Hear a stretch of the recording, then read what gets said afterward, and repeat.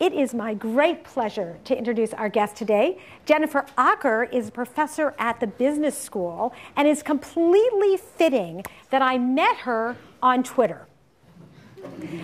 We both love using Twitter, and we found that we were following each other and retweeting all the same stories, and found that we were almost thinking in sync. And so I sent her a message. I said, I think we actually need to meet in person. And I got to meet Jennifer and found that I had discovered one of the true gems on campus. And I think you'll agree at the end of this talk. Jennifer is an award-winning professor focusing on marketing, social networks, and happiness. And I think you'll be as delighted as I've been when I've seen her speak before. Without further ado, Jennifer. Thank you, Tina.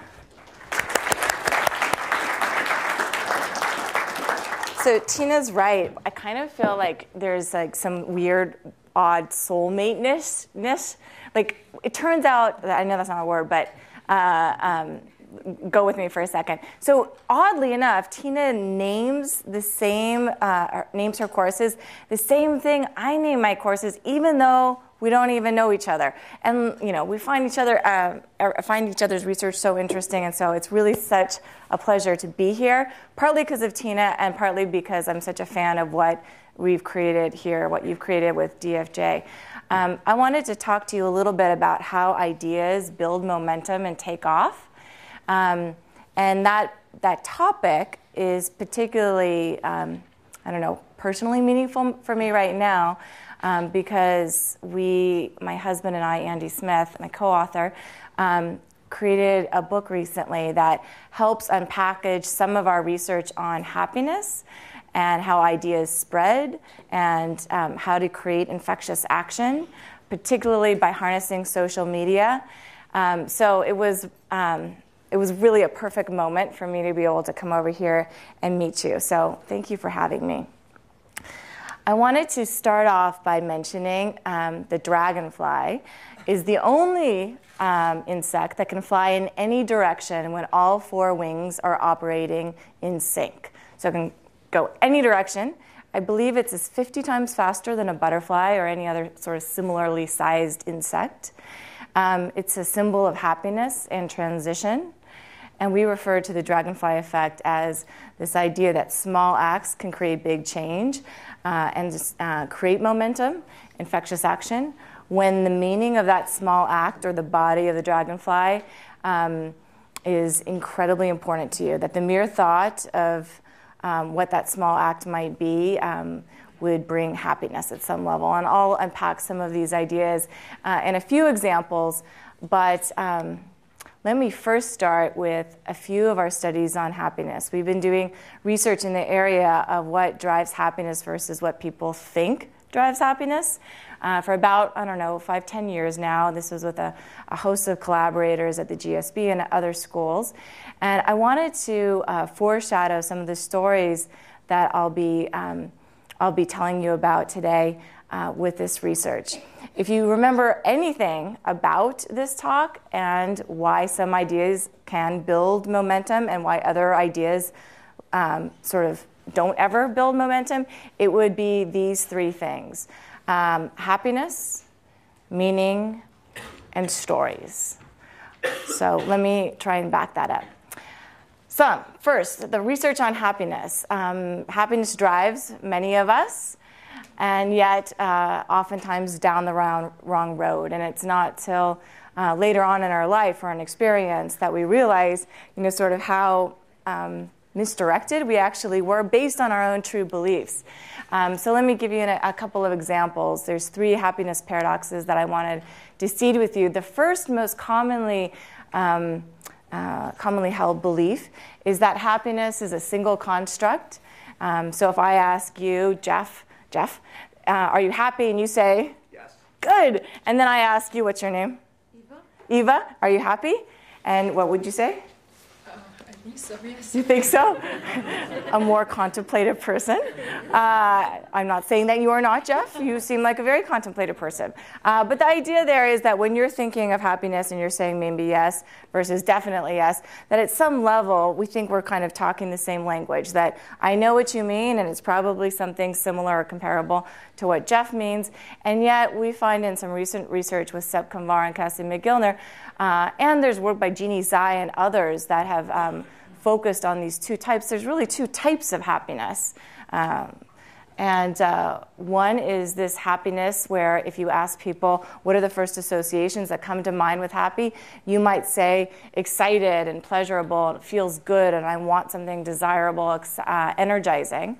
And then the second type, so let's call that exciting happiness for a second. The second type of happiness is associated with a very different set of associations. Let's say I ask Jeff, what's happiness? And he says it's actually meaningful and peaceful and content, fulfilling. It's simple, maybe even small, but fundamental. And let's call that peaceful happiness for a second. And our contention is that when, depending on the gender, depending on the age, depending on the culture, that when you ask, are you happy? People are fundamentally giving you the same response, yes and yes, but having two very different conceptions in their heads. Now, the second paradox is that we often assume happiness to be stable. So, you're making a decision. What's your name? Yeah. Kampana? Yeah. And how old are you? Go for it. We won't tell anyone, and this is not at all on video. Go ahead. 27. All right. So, and you're making decisions, right? You're thinking about jobs or grad schools or houses you might live in, who you might marry or not, and it's based on. This is a little too personal, right? Is this too personal? We'll move away from you shortly. You can hang on. You can do this. So the basic idea there is that you're making decisions based on your current definition of happiness. So if that's excitement, happiness, you're going to make decisions based on that. If it's peaceful happiness, you're going to make decisions based on that, and there are very different decisions. What's important in this research, though, is that happiness is moving. So what you're feeling right now at age 27, even though you presume that's the same type of happiness you'll feel at age 35 and 40, we show that it systematically changes. And there's more nuanced ways to think about it. It doesn't just move from excitement at age 20 or 15 or 17 to peaceful, which is age 50 or 60.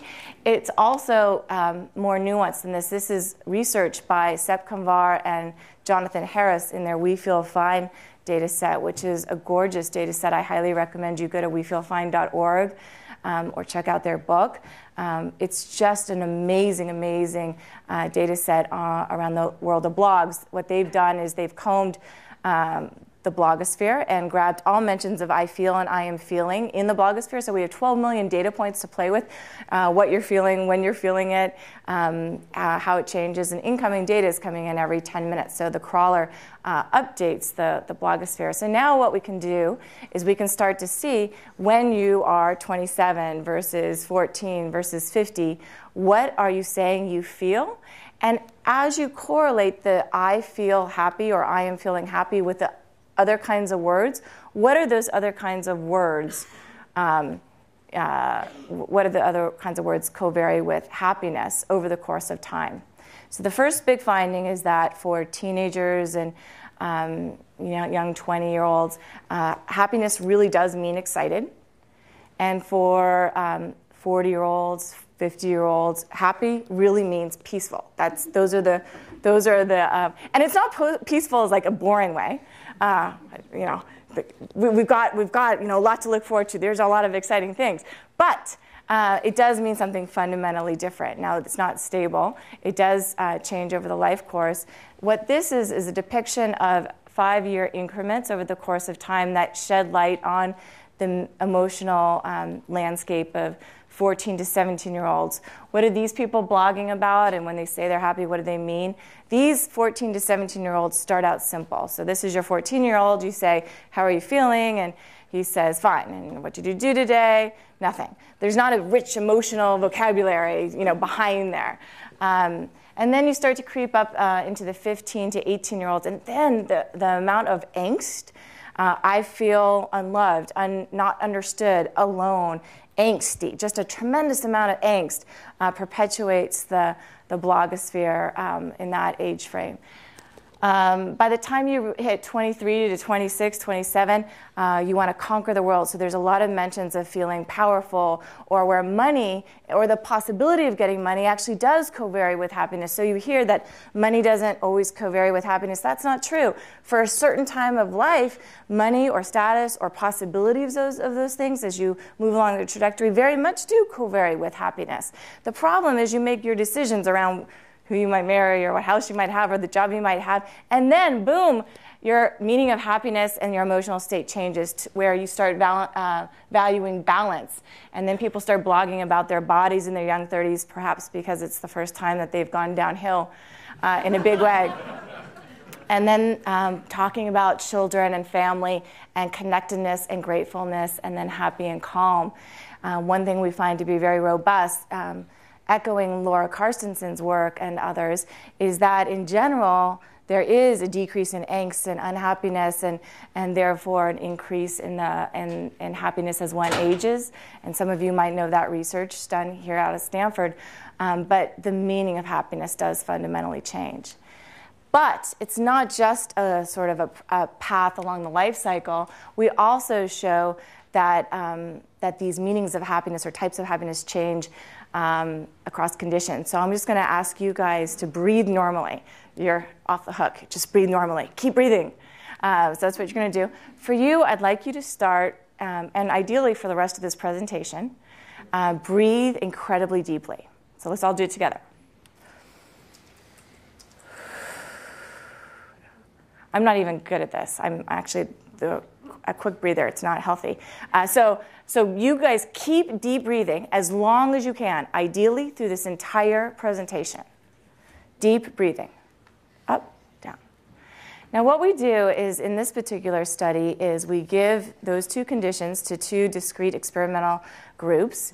And what we find is the young individuals that were in the control group, we ask, what are the first words that come to mind when you think of happiness, or how do you define happiness? And they will, again, say, it's excitement. That's what it means. It's exciting and energizing and fun. For you, even though you're the same age as these individuals, we say, what is happiness for you? And you define happiness like an older person. You believe happiness is peaceful, contentment, meaning, something grounded. So controlling for age, these individuals start to look at life in a very different lens or different way.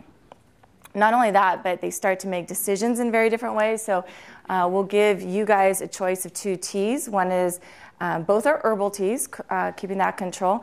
But yours is a chamomile that's going to be relaxing, and yours is a peppermint that's going to be refreshing. And we'll say, which one do you want? And you consistently ask for the refreshing peppermint tea, and you consistently ask for the peaceful chamomile tea that's relaxing. So it has a fundamental impact on the music you pick, or the teas you choose, or how you make decisions in life. The third paradox is that we think we can build meaning through short-term happiness. We need a mix of short and long-term happiness. And so one thing I often do is I'll run surveys based on the data that comes in from my audience. So I didn't have an opportunity to ask you, what is one thing you could do to improve your happiness? But this is a very representative, qualitative state of the answers that you tend to get. So I'm just going to let you read it for a few minutes. These is one single thing people could do to improve their happiness.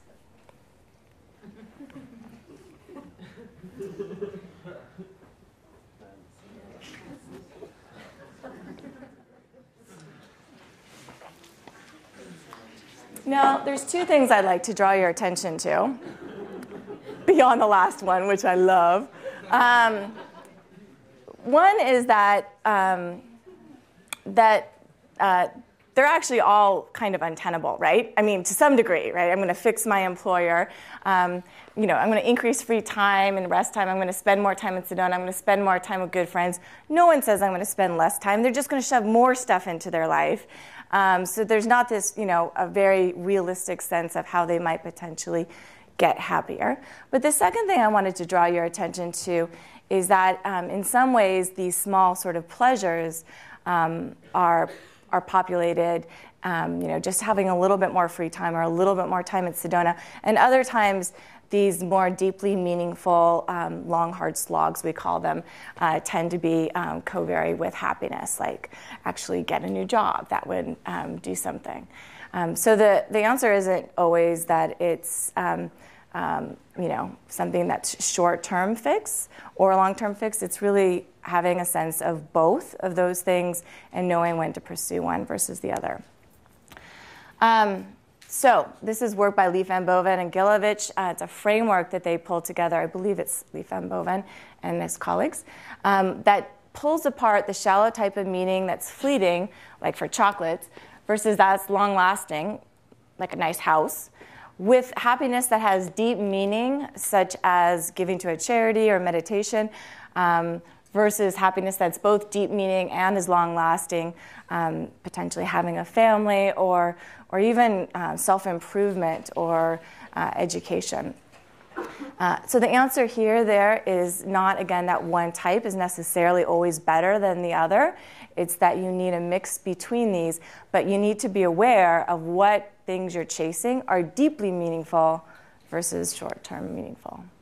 So based on these three paradoxes, I wanted to argue how might we rethink happiness?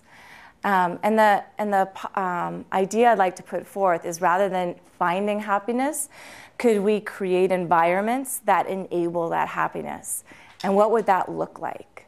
And there's a lot of research that starts to show that if we unplug from this goal of finding happiness, that to what is an environment that would allow for happiness, not only do you become less self-oriented, but that you actually make decisions and create environments that do correlate with sustainable happiness for you as well as others.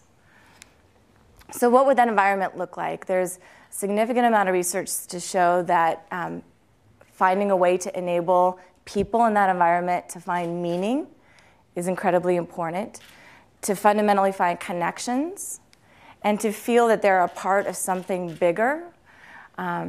There's other factors as well, but these three are sometimes lacking in the environments which we're trying to find jobs right now, or even the startups that you're trying to build here at Stanford and outside of Stanford. Now the question is, how is this really possible when this is what we're finding ourselves working in? You see the technology, you see the computer, you see the 2 cell phones, you see the headphones, and here I'm telling you, go find meaning and be connected and be a part of something bigger. And this is the environment you find yourself.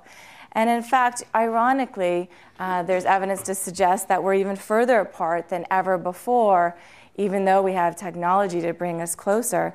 Indeed, the paradox of technology is that Twitter and Facebook, even though we had this lovely story about how I now know Tina because of Twitter, enhanced by Twitter, made possible by Twitter, at an aggregate level, we're also seeing a lot of findings that suggest that the more time we spend on technology, even though it was created to connect us, that we're feeling even less connected to especially close others, that we're feeling not in the here and now. So are you guys still deep breathing? Yeah? So what you guys are feeling right now, and one reason I like to do this experiment is that this group is always like, they are enraptured by the talk. Not to say that you guys aren't. You love to talk to. I'm sure you like it very much. But these guys are really liking it. So I like doing the experiment with my audience. And you're present in the here and now, and yet, ironically, we're giving all of this technology to all of us, and we're less in the here and now at an aggregate level. Is technology making us less communal, less patient, less connected? And there is some evidence to suggest that there are conditions under which these trends are indeed happening. Our connections are more electronic, but they needn't be less human. We used to communicate by post, and we can still communicate by post, but something seems lacking. The question I'd like to pose today, and then build on these ideas to talk about ideas that have momentum, that create infectious action, that you can take for your own companies or your own ideas, is a simple question: can we build meaning, connections, and being a part of something bigger through technology? So I'd like you to sit with that question for a few minutes while I tell you a story about my own self. This was before Tina said we both loved Twitter, like 1 year before that, I hated Twitter. Like, I thought it was ridiculous, waste of time. My husband, who loves technology, would spend time on Twitter or blogging or playing around with video or trying to understand Google Analytics. And we would have this very perplexing conversation at family dinners. You know, what did you do today? Well, you know, I tweeted, and I played around a little bit with some blogs. And then I'd be like, you're kidding me, really? Like, honestly? And he would similarly be perplexed by me. You're a marketing professor. What you do today? Well, I taught marketing. Do you know anything about social media? No. Why would I need to know something about technology? And he would go, you're a marketing professor. Really? Honestly, you have to learn something. And so these were the kinds of conversations we were having. And I would tell him, listen, this is what I see as being the reality of social media. I think the more time you spend on these things, the more egocentric you are, the more we get crazy stalkers hunting us down, and the more that we're experiencing ADHD. And it all changed for me 2.5 years ago, right before I met Tina. I was actually at Berkeley teaching a creativity and innovation course, and which is the same one that you teach, right? And crazy. And what I learned over the course of now 15 years of teaching is that no one remembers my lectures. And I have empirical data to support the fact that people don't remember my content. I email my students 1 to 2 years after my classes, and I say, what do you remember from my classes? And they'll email me back and say, yeah, nothing. You were a very nice person, and I remember enjoying your classes. They were great. Don't remember anything. And then like you'll go, really honestly, like nothing, you know? And they'll say, oh, I remember. You made us turn on your cell phones and then work in a learning into the phone conversation when people would embarrassingly leave on their cell phones. If you think you're embarrassed now, you should see how embarrassed my students get when I make them pick up the cell phone. It's horrible. Or I remember like chickens don't have lenses, and you taught a case that said chickens do have lenses. Who knew that chicken had lenses? This ridiculous, innocuous stuff. And so during this class, I said, instead of me trying to think, what should you remember from my class? Let me crowdsource this and say, what do you remember from my class? And most people sent me 1 or 2 bullets. Robert Chatwani sent me a PowerPoint deck. And I just wanted to share with you that deck. One of the basic premises of the course is this idea of reversing the roles. So if you are in a brainstorming session and you guys all brainstorm an idea, what you'll get is a bell-shaped curve of ideas, right? So some of them are really crappy, some of them are really good, and most of them are mediocre. And if you simply reverse the roles, take every idea that's populated out in the brainstorm session and just reverse it. So let's say you're doing a brainstorm session for Coke, and someone says, let's come up with like, a giant, red Coke can, and you say, let's make it blue and shrink it. You just take every idea and you literally just reverse it without even thinking. What ends up happening is now you've expanded the bell-shaped curve. Now you have a whole lot of really crappy ideas, like a lot of bad ideas. But so do you have a lot more excellent ideas. And if the idea of brainstorming is to defer judgment and slice off at a later point in time excellent ideas, now you've got a larger sample size of excellent ideas. And he took this and he thought about how it integrated into his life. Recently, or before my class, his best friend, Samir, was diagnosed with leukemia. Samir, Stanford undergraduate, started Dosti Project here. For those of you who know Dosti, a social entrepreneurship-minded club here. And brilliant. I mean, he was, I believe, an engineer here studying at Stanford, went on and did all these startups, Monkey Bin and others. And then he found someone he loved, and he married her, named Raina. She's right there. And he was diagnosed with leukemia about 6 months or so before my class in 2007. When they found out that Samir was diagnosed with leukemia, they reached around to figure out how they could do, and they found out a friend of theirs, Vinay, was also diagnosed with leukemia. So it was an East Bay bred individual who was a Boston doctor at the time, also incredibly young. And this is the PowerPoint deck that Robert shared with me, and I'm just going to go through it silently with you. This is Samir on the lower left, and that's Vinay on the upper left.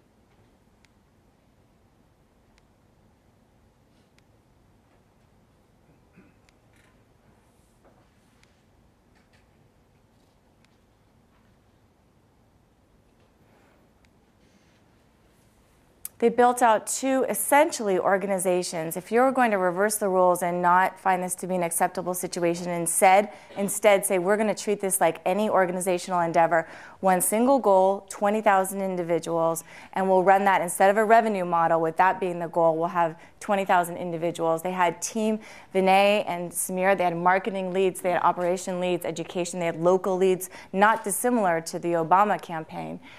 They built out instant brands. And they didn't have the luxury that many of us do. What is our brand and how are we going to distribute it? They had to put these up immediately, and it was so clear what the call to action on these websites were. And they executed like crazy. Every single link here is live. It's a strategy that they created.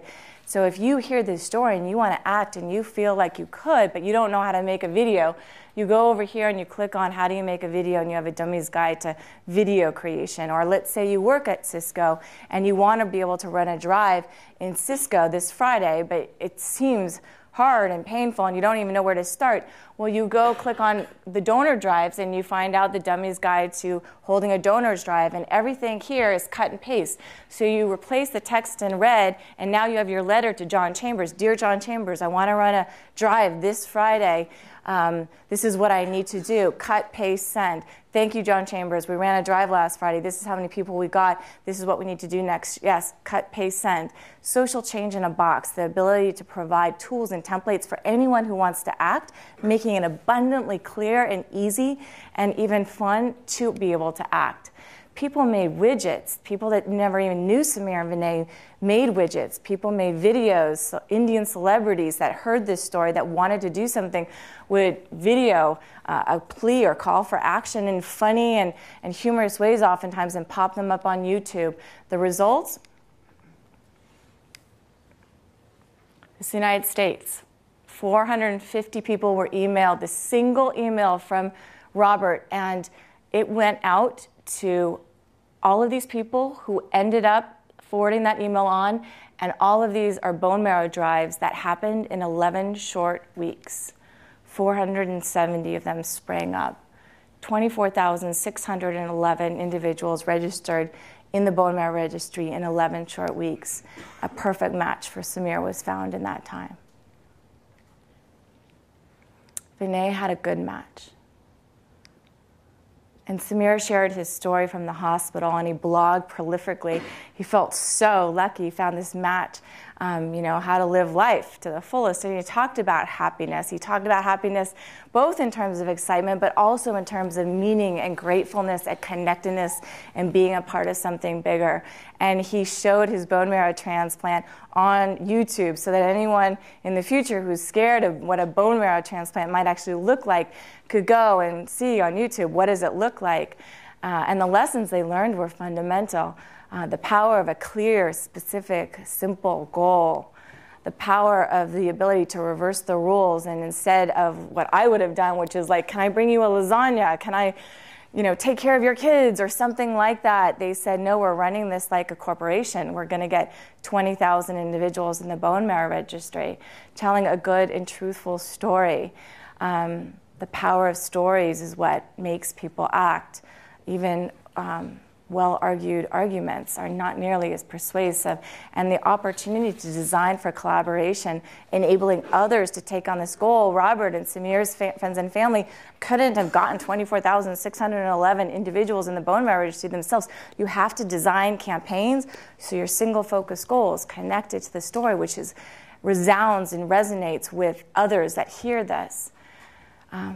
Within 3 short months of his bone transplant, though, Samir passed on. He fought hard, but sadly passed away. And that's a picture of Samir and Reina. And they celebrated his life by sharing his memorial service with the world. And 6,000 people saw his memorial. And Vinay had a successful transplant, but relapsed. And he went through alternative treatment and passed away a few months after Samir. But the reason I'm telling you this story and the reason why I was so fundamentally impacted by this story is that the purpose revealed from the 24,611 donors that were registered, 266 people were matched just in 1 year based on the 24,611 registered. That's 266 people who had hope, that had an immediate match. As many of you know, the power of a match is not so much this just whether it's perfect match. It also depends very much on how quickly you get the match, and that will also have a significant impact on whether you survive. The chances go up to 75% survival rates on average if you can get an immediate perfect match versus you have to take a long period of time. It can drop to as 50%. So it's a world of difference if you can get it immediately. And as I was listening to this presentation, all I could think about was, what do I do now? Could I water this? Would this story grow? And how would that make me feel? And all I could think about was happy. And so we took that story, and when we came back to Stanford, we wrote a case on it so anyone can download it freely and figure out how they can do social change in a box. And then we taught a class where we teach MBAs and design students and non-GSB students how to use this type of model to grow their own ideas. And we encourage those ideas to be not based just on profit models, but based on social good in the world, in part because of Samir and Vinay. And the first words out of Samir and Vinay's mouth, actually, after they got the 25,000 was, let's get another 25,000. And you can imagine Robert going like, you're kidding me. Like, we just got 25,000 people and a perfect match for you, and you're saying, go get another 25,000 to save other lives. So what we did with that legacy of both of them is double it and say, can we get 100,000 cheeks swabbed in the next year? And students here at Stanford and corporations are participating in it. And I think it's just incredibly powerful to think about how you take legacy, something that would truly make someone happy, and how do you design for the ripple effect. I wanted to back out the 4 wings of this dragonfly model, which came from this core story, which I think shed light on what ideas build and have momentum, which ideas don't. The first is focus. Team Samir did not try and get everyone in the registry. What they did was they took 20,000 South Asians. They focused on well-connected families, people that were parents, those who could easily relate to the story. I mentioned to you that Robert sent out a well-crafted email telling the story and what people could do to help to 450 people, just 450 people. And that is the email that, when extended to other people who were connected to these original 450 people, could spread it. The design principles associated with focus is it has to be humanistic. So these people that are focused on brand or product or competitor, that's where the goal doesn't get as much traction. But when you have a human-centered goal, like what would Samir want, what would be good for Samir, that's when goals actually create life. It has to be actionable and testable and clear and happy. The mere thought of achieving that goal would bring you a peaceful kind of happiness is incredibly powerful. There's a lot of research on emotional contagion. So if you're chasing a goal that you believe would make you fundamentally happy, there's actual energy, not dissimilar to time and money as a resource. The mere thought of actually achieving that goal, that would bring you happiness or meaning, is a resource that's oftentimes not unleashed in many campaigns. The second wing is you have to grab attention. This is designed to get someone's attention. It's essentially a hammer. In the case of Samir and Vinay, they made it so that people turned and looked because they felt like they might know Vinay. Robert, this is Vinay's wife, and these are Vinay's friends, and you could see if you are a Stanford social entrepreneur, you could see yourself in those pictures. And Robert gave Samir a baby at the moment and said, "Here, hold the baby, I'm gonna take a picture." That's the only not truthful part of this story. But the idea is that you can see yourself in every one of these pictures, so it makes you look. And the design principles here is that it has to be personal and makes you feel like it's speaking to you. And unexpected and visceral, it makes you feel something. And visual, it makes you look. Lance Armstrong owns yellow, and Coke owns red, and breast cancer owns pink. And these colors aren't just simple branding campaigns that are throwaway. They make people look. And then after people look, then they decide, do I want to get engaged? And that is the third wing, engagement. Humans are not set up to understand logic. They're set up to understand stories. In the case of Samir and Vinay, the stories were told not just on the website, which is less emotional, but through video and through word of mouth. The design principles here are, what are the stories that, why you created your idea, why you are here at Stanford, why are you building up this startup? What are those stories? And those stories as assets is an under-leveraged tool. Authenticity, this idea of empathizing and being authentic, is increasingly important. You're seeing people distrust for-profits, they're distrusting nonprofits, they're distrusting corporations and governments right now. What people trust right now are their friends, and that's one reason why social media has taken off so much. So what is an authentic message? And the last wing is enable others to take action. Here, this idea is, how are you designing campaigns so that others can act? In the case of Samir, it was social change in a box. It was tools and templates that made it so easy. If you wanted to do something, you could. A good litmus test of whether you've nailed this is, do others do other things that you don't expect but are absolutely helpful for you? I wanted to, and the design principles are just whether it's easy and fun and tailored and open. The psychology behind ideas that create infectious action is twofold. One theory is the ripple effect, that small acts can create big change. Malcolm Gladwell recently wrote that there's times in which social media is potentially a distraction, that actual revolutions and actual infectious action happen on the ground. And that is absolutely true in this case. Mads is in the back with a bone marrow cheek swab table, and she is on the ground rather than, oh, I'm gonna have to do it. I'm sorry. You have to answer the phone. Work in some learning into the phone conversation. You can do this. You can totally do this. It's just the notification. Really? Yeah. So close and yet so far. All right, you're off easy this time, but the next time it rings, you're working in on learning. One thing that's kind of interesting is that Anglo-Americans have an easier time of believing that something that you do could have spread. And in fact, they believe it should have spread.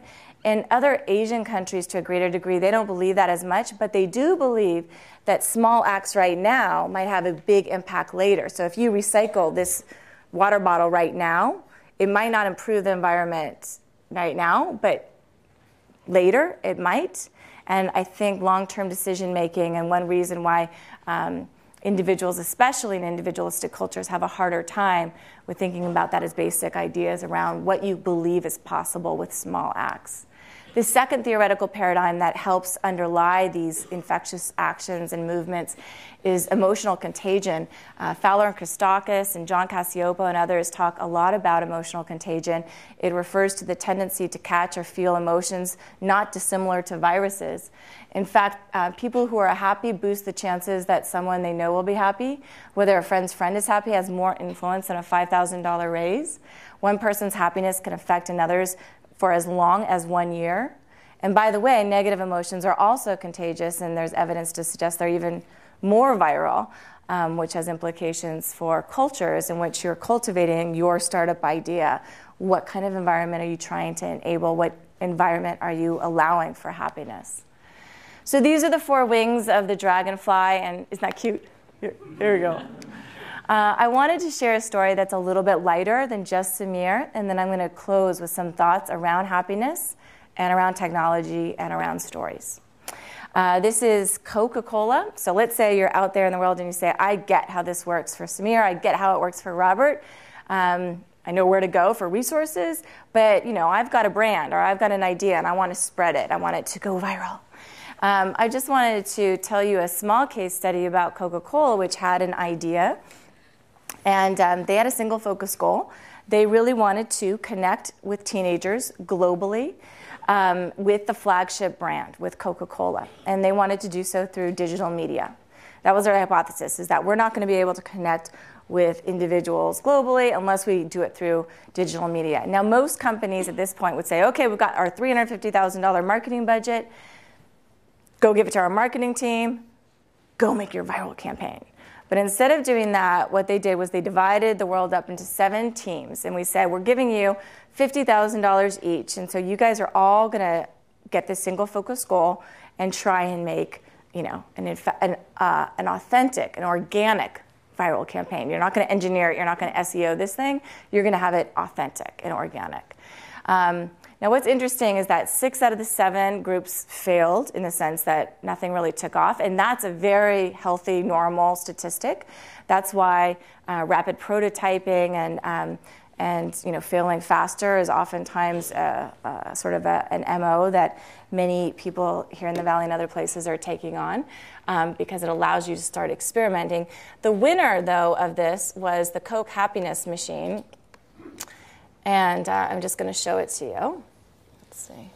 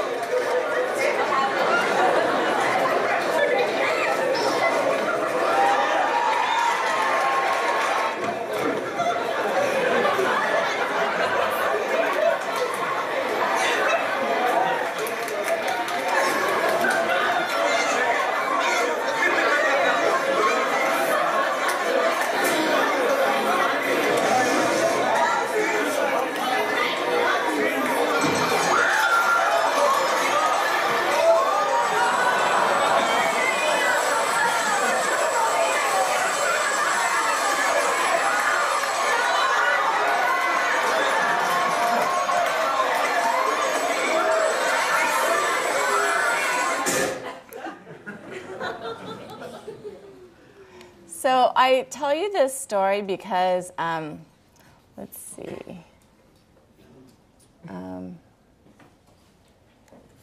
Forrest, will you come put it up? Thanks. I tell you this story because even though they only spent $50,000 on that video, and they hid it in college campuses, not dissimilar to Stanford at finals time, thank you. And when people were really depressed and they had these hidden cameras and everything came out and it was all very authentic. It was authentic. It was a surprise. But they designed it with a large part of the Dragonfly model in mind, the result in 2 weeks. And it was an organic search. Just one tweet out, share the happiness, spread the video. No engineering the virality. It was all organic. And they wanted that. They wanted not to. They know they can engineer it. They know that they can figure out how to push things out. They wanted it to be natural. And so it was 2 million views on YouTube in 2 weeks. It was global. 50% of the viewers were outside the US, and 70% of the blogs were non-English. 95% of the blog posts were positive comments, which, as you know, is unheard of. I'm a Pepsi drinker, I might make this switch. And there's some evidence to even suggest that it was tied to actual choice and preference. What's so interesting, I think, about this story is that, they had a lot of footage, like 12 hours of footage, and they sliced out the personal smiles, like you smiling, they would have cut that, right? They took it when the four of you were smiling together and that you were sharing the Coke. And so this emotional contagion, this shared emotion that spreads. I mean, you guys should have seen your faces. You were all laughing, and you weren't even there. And this idea of a single focus goal and being able to grab attention through unexpectedness and feeling like, oh, I could be there, and telling a story and enabling stories to be told. They didn't architect it for the last wing that well, which is enable action, not as much as like, the Old Spice guy or whatever. Yes, those of you who had answering machines or phone mates or whatever voice messages with a Old Spice guy, you made it your own. There's a lot of campaigns that allow you to make it really, honestly.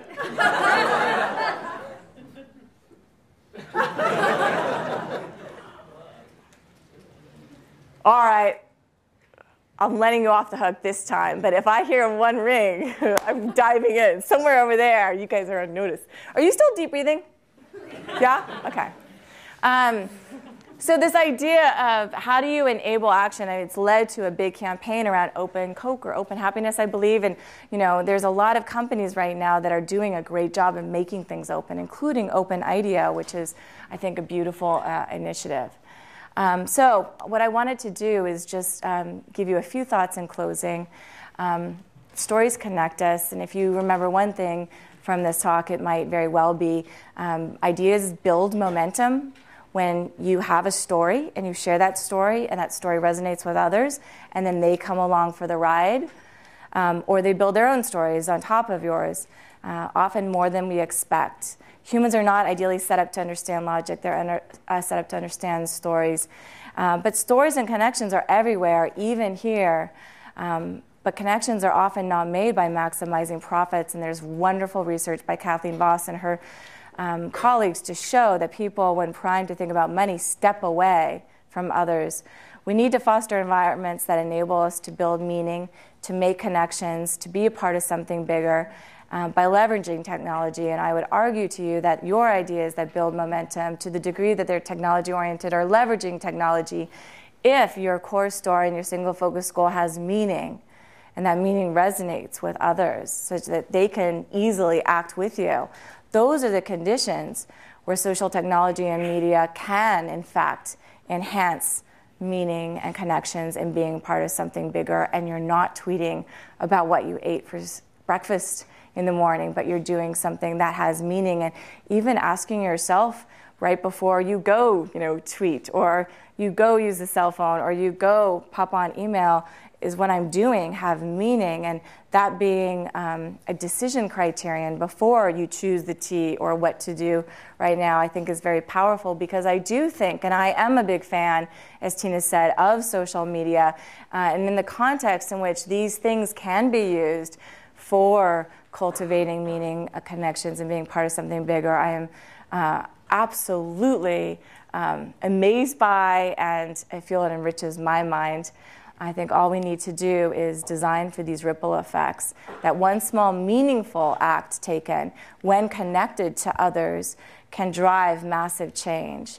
I mentioned that we took the story of Roberts and made it into a class and a book, and 100,000 cheek swabs in honor of both Samir and Vinay, who wanted to double their 25,000. We said, how beautiful would it be to get 100,000 people into the bone marrow registry and potentially even go to India in December and try and help the efforts there to actually create a national bone marrow registry to build and design an effect that perhaps, just perhaps, in even 1 or 2 years could actually save the lives of potentially or get more than 1 million people in that bone marrow registry.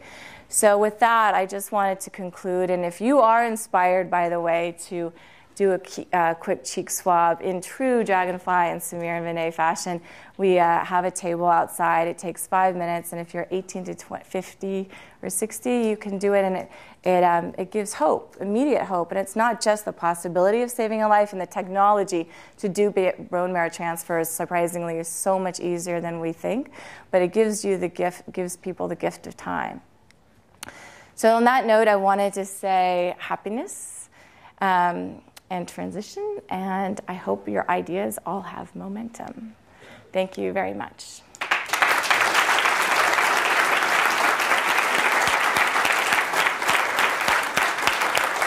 That was terrific, Jennifer. So we have time for about 10 minutes of questions. You ready to do that? Great. Great. So who has the first question? Over here. Earlier this afternoon, I received a forwarded email. There's a Sunnyvale woman, an Indian, looking for bone marrow. Yeah, so Sanjana is a 41-year-old woman. I'm about that age, too. She has 8-year-old twins. I have 8-year-old twins. And she has been trying to find a bone marrow match for 2 years. And it's coming, it's not good right now. And so we've been working with Team Sanjana intensely for the last 2 months. And in fact, that's one reason we're going to India, to find her a match. She's on compassionate care treatment as of this week. And we need to find a match in the next couple months, if that. So thank you for bringing that up. It's a problem right now, and we need to solve this problem. It's not a hard problem to solve. And we need to do it not just for her, but for her 8-year-old twins. Great. Another question? Yeah. So, yes, over here. A question. When you talked about Coke, one of the things you said was they wanted it to go viral organically and simplistically. And even though they could engineer it, they found that they wanted to do it the other way. What was the reasoning behind that? Yeah, so when they had that $350,000, they gave the team the $50,000 to go do something. They wanted to learn from it, and even though they only spent $50,000 for that video, they spent, I think it was like $250,000 or $500,000, the market research to understand why that went viral. The irony, right? And you see this too, Google, Yahoo, everyone's trying to understand who are the influencers, and what goes viral, and there's all these hypotheses, and it's amazing how difficult it is to predict these things, but they wanted to understand what was organic for us, and we can always amplify things, but what was organic to us, and that means, and for those of you who are doing startups right now, what do you stand for? What resonates? What is going to both make people look, but also potentially, in their case, spread happiness? And so they just really wanted to, they didn't want to spend their money on something that they know, I don't want to say it's artificial, but it was engineered. And the money that they could make and the money that they could save by doing something that was totally organic and then watching where it went and why it happened was so much more powerful of an exercise for them. Yeah. By the way, just one PS. All of these individuals chasing the influencers, one thing you see in social psychology research is the people that persuade, it's not so much that, you're sitting around you send out one tweet and everyone listens, right? I mean, there is some heterogeneity in individuals there, but it's that you have influence within a domain. So like, let's say you're a cancer expert or a Coke expert or an athlete, or influencers are domain specific. And I think individuals need to start thinking much more about the domains of influence and the power of potential weak ties, especially with these meaningful campaigns. So you said like we don't trust companies, we don't trust governments, and right now we trust our friends. But then the way things are going is it's like with companies trying to figure out who are the influencers, who are the friends to target through, are we going to be able to trust our friends with that? Yeah, no, you cannot. There's a fewer and fewer number, I know. So yeah, and that's another reason why they wanted to do something, Jeff, organically, because what's happening right now, and in fact, I even think I have a graph I'd just like to show you, is that, oh, by the way, this is kind of fun research. This is with Kathleen Voss and Cassie McGillner. We show that if you tell people this is a, messenger bag from Mozilla.org, and I tell you it's from Mozilla.com, you think Mozilla is really competent, and you think it's warm and inspiring, but completely incompetent and needy. And you think it's competent and effective, Mozilla.com, but greedy and not trustworthy. So there's these incredible stereotypes that are coloring the ways where, and by the way, they only want to buy the bag from the competent company, but they've got this distrust toward the competent company, and the question is kind of how do you bridge the gap? What you're seeing right now is more and more brands that have a strong brand, a strong idea for employees. So these companies are building brands inside out. When the company's founding principle and beliefs and the story of why you exist is sound, and employees are so excited about the brand, with social media, which makes it more and more transparent, how are you marketing this? What do you really stand for?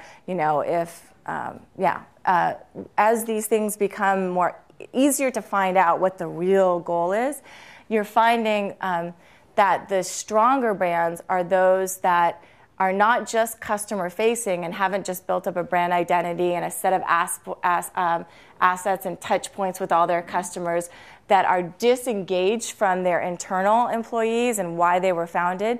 You're finding stronger brands are built inside out, where the brand inside is so powerful, and then eventually that is disseminated to customers such that when customers hear about some brand action, it's easier to trust that brand. So I didn't do a great job of head-on answering your question, but I will say that companies that have their head around this can start to cultivate trust, and when they do engage a potential friend, or when a friend does potentially tell others, I really believe in Levi's, or whatever it is, they're more likely to resound. So it's kind of an indirect answer. Another question? Well, let me ask you a question. Yeah. I always think of Twitter as a wonderful way to do lots of little experiments, right? Yes. You put things out and you quickly can see what things get picked up and propagated. I'm going to guess you have the same experience. What have you found in your experiments as you have been using Twitter and other social media over the last year? Yeah, so we found that the brand, well, I don't do too much experimentation yet because of a lot of different reasons, but I follow brands that do, like Dell or JetBlue or Starbucks. And, there's different reasons to be using it. One is, you got your discounts to Starbucks, right? And if you listen, then you get cheaper Starbucks. But then it's really interesting to see, like, Zappos start talking about, interesting tidbits or kind of surprising insights, or something that makes you laugh, or something that brings happiness. So Tony Hsieh has a very different philosophy. I'm not going to just tell you get 10% off at Zappos. I'm going to create benefits that are not just price focused. And what I think you're seeing is that's really fun is that companies that do allow experimentation by personal individuals, the personal brands are being built. So people are having their own little brand following. And then they tweet out and they have their own personality, and that kind of adds and amplifies and increases authenticity and trust. And so I think that's so interesting is when companies allow personal individuals within the company or customers. JetBlue let the terminal man, have you guys heard of this? JetBlue did a $5.99 thing last year, and I guess again this year, all you can jet. You buy $5.99, you can go anywhere. So Terminal Man, he self-branded himself Terminal Man. bought this $5.99 thing, and he decided he was going to spend 1 month never leaving terminals. So he flew all over the United States, never leaving a terminal. And he would blog and video, and he became this celebrity, and these medias would follow him. And then he started commenting on JetBlue service, like sitting in first class right now, not too shabby, and then the pilots would come talk to him. And then JetBlue actually didn't just like sort of try and silence him to some degree. They talked to him like, you didn't like this. Why didn't you like this? They brought him to his leadership conference, and he spoke and said, you people are doing it all wrong. Let me tell you what you should do. There's some companies that are hiring these types of people. So I think that, honestly, it's crazy. And so I think companies that experiment and allow personal voice to bubble up and experiment there are going to be so far ahead of companies that don't allow experimentation. Fabulous. Well, I want to end by saying, first of all, for anyone who's interested, the Stanford Bookstore is outside with copies of your book, and also you can get your cheek swabbed. And I want to end by saying, you know what? This talk made me really happy. Oh, thank you so much.